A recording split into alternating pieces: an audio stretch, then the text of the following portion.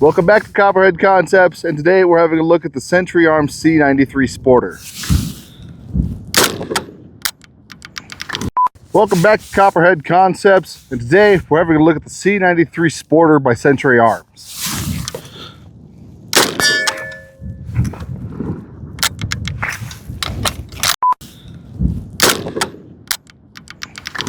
Come on.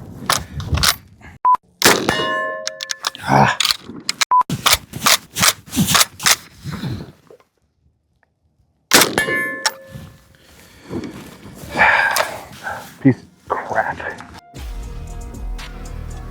Welcome back to Copperhead Concepts. Today is going to be a little bit different of a video. We are going to be taking a look at the C93 Sporter, not necessarily a review. My glowing review of this rifle was at the beginning of this video. No, instead we are having a look at how to fix the Century Arms C93 Sporter. I know, Century Arms rifles issues, it's unheard of. It's inconceivable.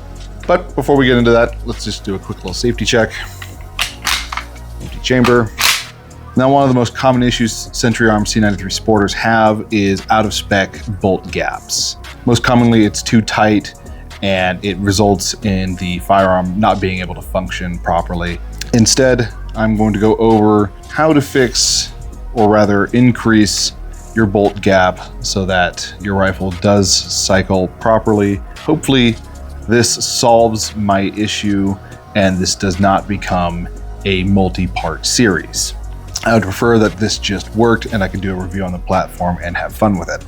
But without further ado, let's go ahead and get into how we can increase the headspace of these rifles. Now, the first thing you're going to do is check your headspace. You're going to go in with your feeler gauge. The headspace should be somewhere between 0.1 to 0.5 millimeters. You're going to put this piece of metal in between the bolt carrier group and the back of the bolt head. Now, the smallest of these gauges is 0.102 millimeters, and it does not fit. This is a clear indicator that the headspace is too tight. So, in order to correct that, you're going to need a pair of larger rollers. These rollers, when you install them into your bolt head, will increase your headspace. Now, the first step is we're going to go ahead and disassemble the rifle, remove the stock, separate grip, the trigger group, pull back charging handle, and the bolt carrier will fall out the back. I'm going to take off the bolt head by rotating it, because that would be counterclockwise, and just pulling it off. Once you have your bolt head off, I'm going to go ahead and extract the rollers. And to remove your rollers, all you're going to have to do is knock out this pin here. Once you got that little roll pin out, just turn the bolt head on side, and these three pieces should come out. Your rollers and this roller retaining plate. Now, to install your new rollers, you'll see on your bolt head there's a little groove cut out for your roller locking plate. Just lay that in the groove. You'll see the little bits on the plate there. They're going to interface with the recesses in your rollers. Stick them on there. Push it over to the other side. Put your second roller on. And then we go to put that pin, retaining pin, back in. All right, you're gonna take your locking piece. You're gonna insert it so that these rollers stick out just slightly. Maintain a little bit of pressure.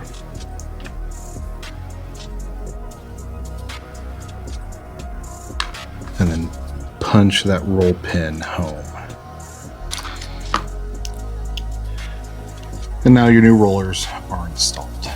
Go ahead and reassemble your bolt carrier group. Here's your locking piece. Now, it's important that when you install your bolt head that you leave a little gap here when you're rotating. So that way your rollers can move freely when you reinstall.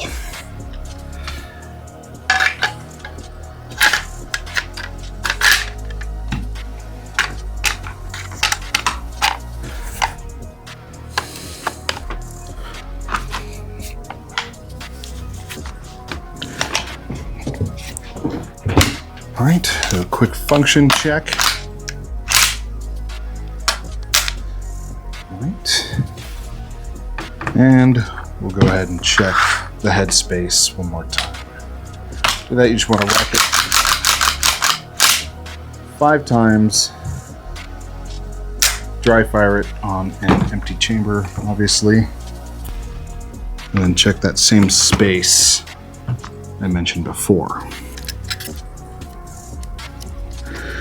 Now that gauge fits in there, and our new and improved headspace is somewhere around 0.12 millimeters. Now that we have the new rollers installed, we'll go ahead and take this out to the range and see if this made the least bit of difference. All right, we're back out here at the range. And the weather's kind of turned on us. It got windy as shit, but I wanted to go ahead and get this testing done. Now, got a couple of magazines here. The one aluminum 40 round mag that Century Arms provided with the weapon, and the German-made steel 30 round mags. The other thing to note is that the Century Arms does run clean. It runs clean, but once it gets dirty, it stops being reliable. And HKs are, specifically their roller delayed rifles, are meant to be dirty. They're meant to run dirty. They're designed that way. Now, we've already determined that the headspace was too tight. It was way out of spec, and we've loosened it up just a little bit.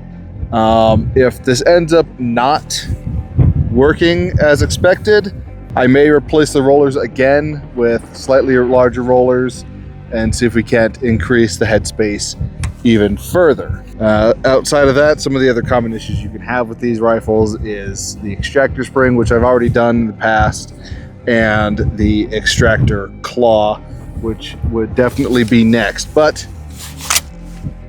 since we were having issues with the headspace already, I'm going to go ahead and bet that that was the issue.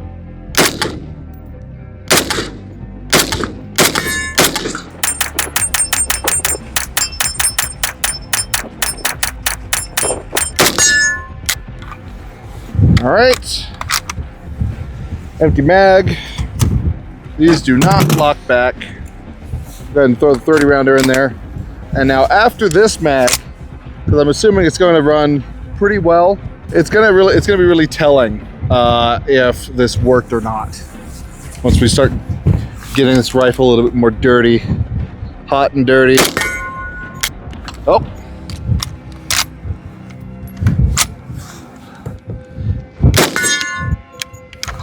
Maybe not even. That was a short stroke.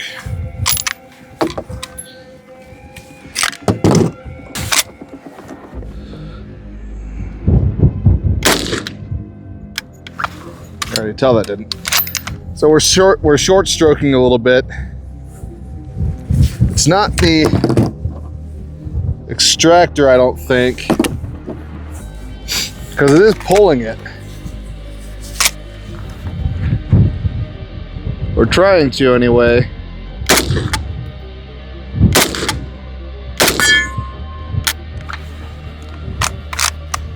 That one didn't pick up a round. It extracted but didn't chamber. And that might be a mag. Oh, the magazine wasn't on the way. All right, let's try that again. Make sure that's in there tight. That didn't sound right. Yep, another short stroke. But the claw, the extractor, is pulling the round out of the chamber.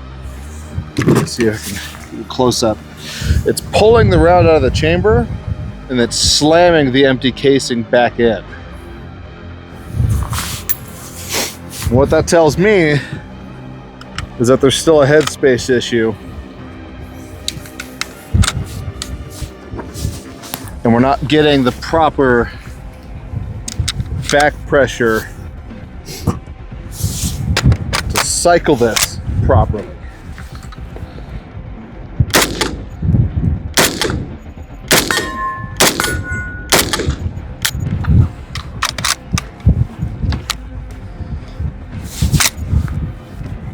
For whatever reason, the mags seem to want to come out too.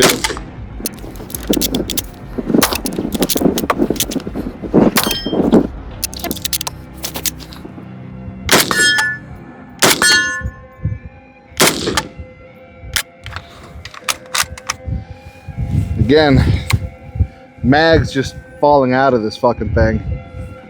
So I'm gonna go switch over to just the Century Arms magazine, and we'll try it again. I apologize in advance if the camera's just been shaking around. It is windy as shit out here. We'll go ahead and see if it's just the magazine causing the issues, or if I got some more work to do on this rifle.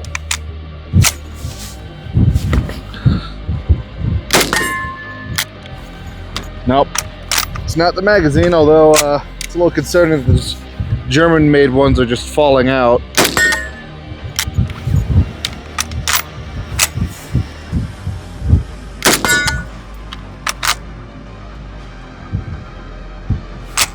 Well, that might have been a live round.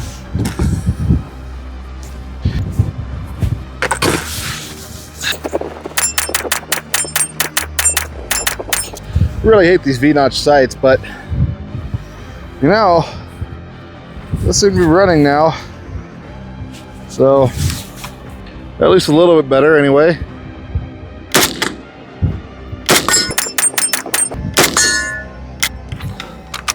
Yeah, it's an empty mag. I'm not sure what it was with the first couple of rounds. I think because the headspace is still really tight, I am gonna go and get the larger rollers anyway, just to see if we can get a little bit better performance out of this.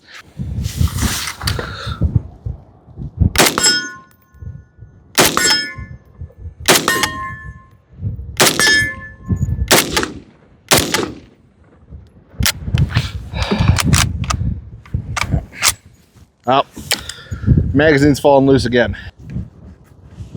That is yet another issue with the C93 that I'm gonna have to figure out how to fix.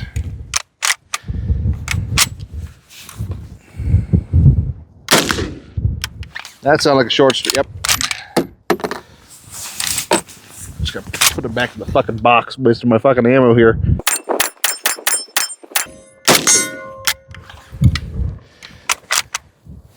And the rest of the mag ran fine.